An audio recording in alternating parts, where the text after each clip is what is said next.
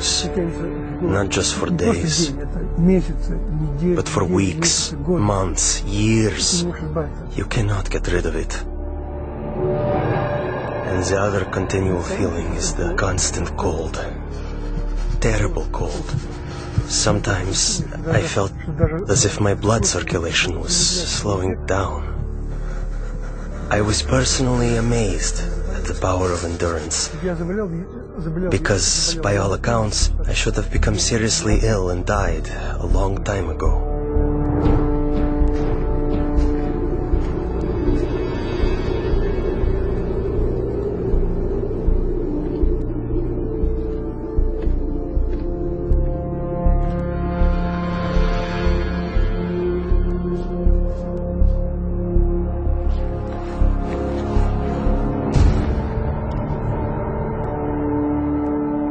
One night, I was thrown into a cell with a broken window. The KGB was determined to do an experiment and freeze me. Later they would say he broke the window in his cell and died of cold. I felt despair. I thought to myself, has God really left me? Am I really forgotten and neglected? Have my years of suffering been in vain? And in my despair, I began to pray. I usually pray silently, but this time I started to appeal to God out loud. God, have you left me? My cries were bursting from my heart literally, in utter despair.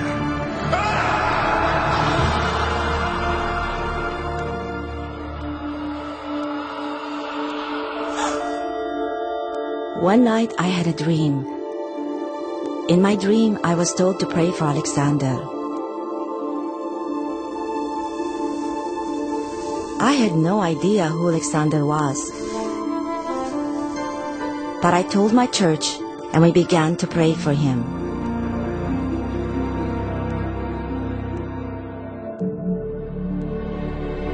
And right then, I suddenly felt a palpable physical warmth. Not the kind that comes from a heater, but like when a mother draws her freezing child to her breast and warms him with her tearful breath of compassion. It was a very living, human warmth.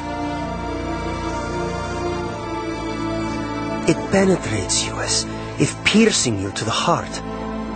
And inside your heart, a spring opens up, out of which flows peace. A wonderful, magnificent, soothing peace.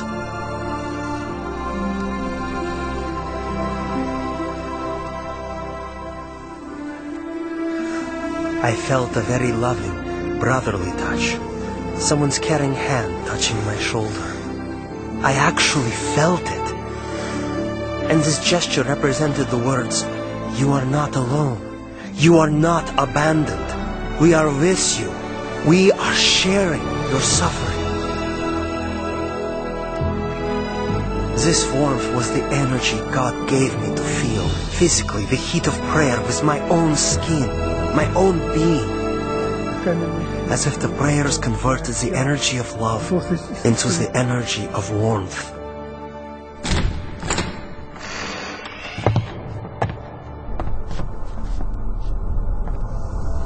In the morning, it was a shock to my executioners. They couldn't understand. I wasn't simply alive, but my temperature was the same as that of a normal person. I heard the doctor explaining to my executioners in the corridor, "This is impossible. We can't explain it." About 6 months later, we received a letter from Open Doors to pray for Alexander. And we finally found out who this Alexander was. We had been praying for 6 months without knowing anything about him. Alexander had started a Christian movement that spread across the Soviet Union. For this crime against the state, he was imprisoned to a labor camp in northern Siberia. the death sentence zone. It so happened that many people began praying for me.